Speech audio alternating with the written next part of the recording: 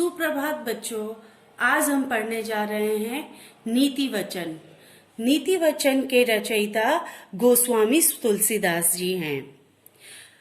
रामचरितमानस जैसे पवित्र महाकाव्य के रचयिता श्री गोस्वामी तुलसीदास ने अनेक सामाजिक सरोकारों से संबंधित दोहे चौपाइयां रची हैं, जिनसे पूरा मानव समाज ज्ञान के प्रकाश से अवलोकित होता है।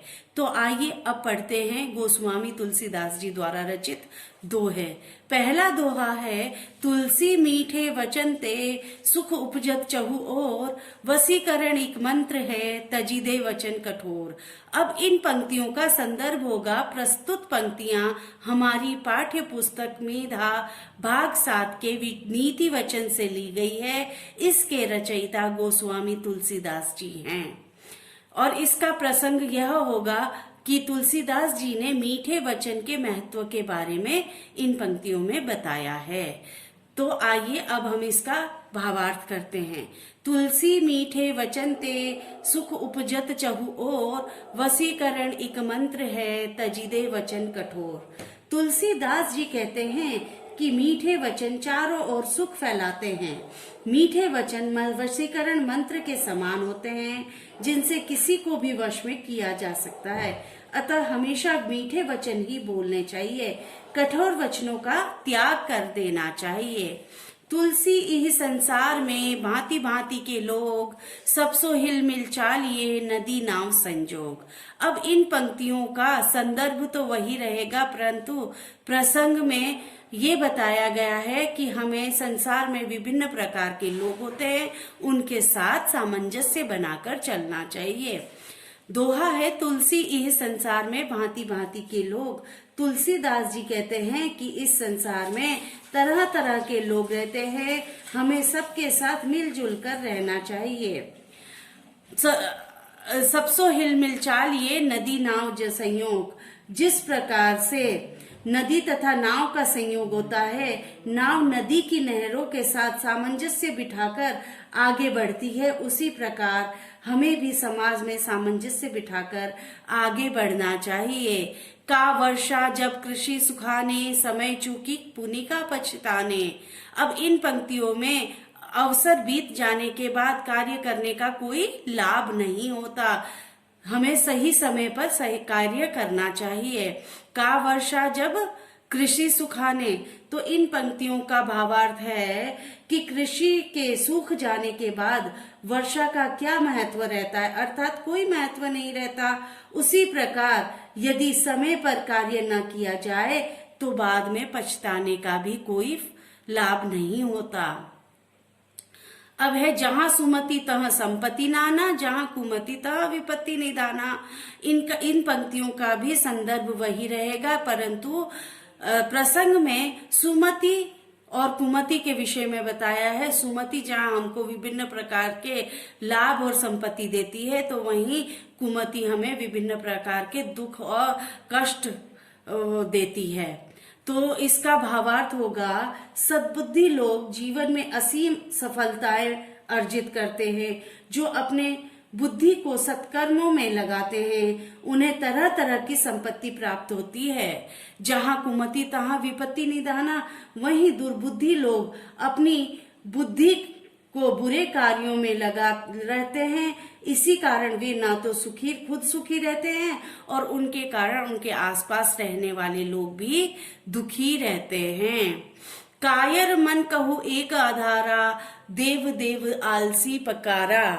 तो अब इन पंक्तियों में तुलसीदास जी ने कहा, जो आलसी व्यक्ति है उनका एक ही सहारा होता है कि वो कुछ नहीं करते, सिर्फ ईश्वर का नाम लेते रहते हैं। अब इसका भावार्थ होगा, कायर व्यक्ति में आत्मविश्वास तथा परिश्रम का अभाव होता है। सफलता प्राप्ति के लिए आत्मविश्वास तथा परिश्रम की आवश्यकता होती है। कायर लोग एक ही सहारा होता है कि वे आलस्य के कारण स्वयं तो परिश्रम करते नहीं, बात बात में ईश्वर को पुकारते रहते हैं। परहित सरिस धर्म नहीं भाई, पर पीड़ा सब नहीं अदबाई। अब इन पंक्तियों का संदर्भ तो वही रहेगा, परंतु प्रसंग यह होगा कि परहित यानी कि परोपकार के समान कोई धर्म नहीं है और दूसरों को दुख पहुंचाने के समान बुरा कार्य कोई नहीं है। इसका भावार्थ होगा कि दूसरों का भला करने के समान कोई धर्म नहीं है तथा दूसरों को पीड़ा पहुंचाने के समान कोई अधर्म नहीं है, अतः हमें सदा भलाई का ही कार्य करना चाहिए। आपू आपू कह सब भलो, अपने कह कोई कोई, तुलसी सब कह जो भलो, सुजन सराही या सोई। अपनी प्रशंसा तो सभी कोई करते हैं, लेकिन जो सज्जन पुरुष होते हैं वही दूसरों की प्रशंसा करते हैं। अब इसका भावार्थ होगा आपू आपू सब कह सब भलो, अपने कह कोई कोई। अपने लिए तो सभी भले होते हैं और सभी अपने लिए भलाई के कार्य करते हैं। कुछ लोग ऐसे भी होते हैं जो अपने साथ साथ अपने मित्रों एवं रिश्तेदारों के भले के लिए भी तत्पर रहते हैं। तुलसीदास जी कहते हैं कि इनमें भी श्रेष्ठ वे व्यक्ति हैं जो सभी की भलाई करते हैं तथा ऐसे ही व्यक्तियों की सज्जन पुरुष सराहना करते हैं। सचिव वैद्य गुरु तीन जो, प्रिय बोलहि भय आस, राज धर्म तन तीनी कर, होई बेगही नास। अब इन पंक्तियों का प्रसंग तो होगा कि सचिव वैद्य और गुरु भय और किसी लालच के कारण सच नहीं बोलते हैं, तो ऐसी स्थिति में राज धर्म और तन तीनों का नाश होना निश्चित है। इसका भावार्थ होगा सचिव वैद्य गुरु तीन जो, प्रिय बोलहि भय आस, राज धर्म तन तीनी कर, होई बेगही नास। मंत्री वैद्य और गुरु यदि ये तीनों भय लाभ अथवा लालच के कारण मीठा बोलते हैं अथवा हित की बात न बताकर चापलूसी करते हैं, तो ऐसी स्थिति में राज्य, शरीर और धर्म इन तीनों का नाश होने की में समय नहीं लगता। चरण चोच लोचन रंग्यो, चले मराली चाल, नीर क्षीर विवरण समय, बक उघरत ही काल। अब इन पंक्तियों में संदर्भ तो वही रहेगा, परंतु प्रसंग में तुलसीदास जी ने बनावटी लोगों के बारे में बताया है। चरण चोच लोचन रंग्यो, चले मराली चाल, यानी कि बगुला अपने चरण चोच और अपने आंखों को हंस की तरह रंग ले और हंस की तरह चाल भी चलने लगे, परंतु जिस समय नीर क्षीर विवरण समय, बग उघरत ही काल, परंतु जिस समय दूध और जल को अलग अलग करने का अवसर आता है उस समय उसकी पोल खुल जाती है। इसी प्रकार से बुरा मनुष्य यदि सज्जनों की तरह अपनी वेशभूषा, अपनी बोलचाल, अपनी चाल ढाल बना ले, परंतु समय आने पर उसकी वास्तविकता का पता चल ही जाता है। तो ये तो थे तुलसीदास जी द्वारा रचित दोहे, जिनका कि हमने अभी भावार्थ किया। आशा है आपको ये सारे भावार्थ समझ में आए होंगे। मौखिक प्रश्न, निम्नलिखित प्रश्नों के उत्तर एक वाक्य में दीजिए। वर्षा का महत्व कब होता है? वर्षा का महत्व तब होता है जब फसल पकने से पहले वर्षा का महत्व होता है। सज्जन किसका भला चाहते हैं? सज्जन सब लोगों का भला चाहते हैं। विपत्ति कहाँ वास करती है? विपत्ति हमेशा दुर्बुद्धि में वास करती है। कायर के मन में हमेशा क्या रहता है? कायर लोग उनमें आत्मविश्वास की कमी रहती है, इसीलिए उनके मन में हमेशा ईश्वर का नाम रहता है, जो कि वह उनकी सहायता करे। अब करते हैं हम लिखित प्रश्नों के उत्तर। पहला प्रश्न है, वशीकरण मंत्र से क्या संभव है? इसका उत्तर है, वशीकरण मंत्र की सहायता से किसी को भी वश में किया जा सकता है। वशीकरण मंत्र के द्वारा किसी भी व्यक्ति को वश में करके अपना मनचाहा कार्य करवाया जा सकता है। अब दूसरा प्रश्न है, कुमति और सुमति व्यक्ति के जीवन को कैसे प्रभावित करती है? इसका उत्तर है जहाँ सुमति नहीं होती वहाँ काम, क्रोध, मद, लोभ, मोह आदि का साम्राज्य होता है। सुमति के अभाव में मनुष्य ऐसे ऐसे काम कर डालता है जो उसके तथा समाज दोनों के लिए हानिकारक होते हैं। कुमति के कारण लोग परस्पर संघर्ष करते हैं तथा अपने आचरण से दूसरों को कष्ट पहुंचाते हैं। अब तीसरा प्रश्न है, आलसी व्यक्ति देव देव क्यों पुकारते हैं? आलसी व्यक्ति बिना परिश्रम किए सफलता प्राप्त करना चाहते हैं। वे चाहते हैं कि उन्हें बिना परिश्रम किए ही सब कुछ प्राप्त हो जाए। ऐसे लोग स्वयं तो कुछ करते नहीं और बात बात में ईश्वर को पुकारते हैं ताकि ईश्वर उनकी मदद कर दे। अब चौथा प्रश्न है, सबसे बड़ा धर्म कौन सा है? इसका उत्तर है, दूसरों का हित अर्थात भला करना सबसे बड़ा धर्म है। परोपकार से बढ़कर कोई कर्म नहीं है। परोपकार की भावना ही वास्तव में मनुष्य को मनुष्य बनाती है। विवेकशील मनुष्य वही है जो दूसरों का भला करते हैं तथा सबके कल्याण के विषय में सोचते हैं। दूसरों की भलाई से बढ़कर कोई धर्म नहीं है। अब पांचवा प्रश्न है, सचिव, वैद्य और गुरु यदि भय से प्रिय वाक्य बोलने लगे तब क्या होता है? इसका उत्तर है, सचिव, वैद्य और गुरु यदि भय के कारण प्रिय वाक्य बोलने लगते हैं तो राज्य, स्वास्थ्य तथा धर्म का धीरे धीरे विनाश हो जाता है, क्योंकि ये तीनों ही समाज के निर्माण में महत्वपूर्ण भूमिका निभाते हैं। यदि इन तीनों का व्यवहार स्वार्थ से परिपूर्ण अथवा समाज के हित में न हो तो लोगों का सामाजिक, शारीरिक और आध्यात्मिक जीवन प्रभावित होता है। अब नीचे लिखी पंक्तियों का भाव स्पष्ट कीजिए। परहित सरिस धर्म नहीं भाई, पर पीड़ा सम नहीं अधमाई। इन पंक्तियों में तुलसीदास जी कहते हैं, परहित सरिस धर्म नहीं भाई,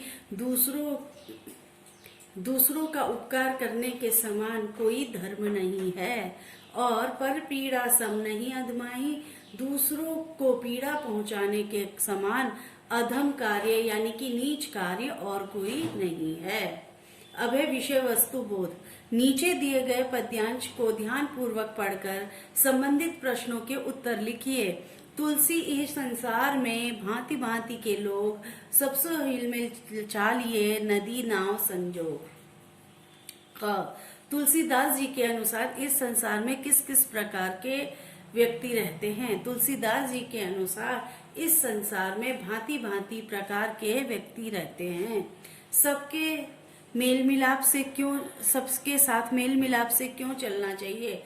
इसका उत्तर है, यदि हम सबके साथ मेल मिलाप करके न रहे तो आपसी वैमनस्य बढ़ने की संभावना बनी रहती है। शुद्ध रूप लिखिए। इह का मतलब है इस, सबसो, सबसे। चालिए का मतलब है चलिए। अब है भाषा बोध। पहला है, दिए गए शब्दों का खड़ी बोली रूप लिखिए। उपजत का मतलब होता है पैदा होना। इह का मतलब है इस, संजोग, संयोग, वर्षा, पछिताने, पछताना, तहां, वहां, तीनी, उन, नाश, रंगियों, रंग कर। विवरण का मतलब होता है परीक्षा का समय। दोहों और चौपाइयों में तुकांत शब्द चुनकर लिखिए। और के बाद क्या है? चोर, लोग, शोग, अधारा, पुकारा, भाई, माई। अब नीचे लिखी पंक्तियों का भाव स्पष्ट कीजिए। परहित सरिस धर्म नहीं भाई, पर पीड़ा सम नहीं अधमाई। इन पंक्तियों में तुलसीदास जी कहते हैं, परहित सरिस धर्म नहीं भाई, दूसरों का उपकार करने के समान कोई धर्म नहीं है। और पर पीड़ा सम नहीं अधमाई, दूसरों को पीड़ा पहुंचाने के समान अधम कार्य यानी कि नीच कार्य और कोई नहीं है। अब है विषय वस्तु बोध। नीचे दिए गए पद्यांश को ध्यान पूर्वक पढ़कर संबंधित प्रश्नों के उत्तर लिखिए। तुलसी इस संसार में भांति भांति के लोग, सबसो हिलमिल चालिए नदी नाव संजोग।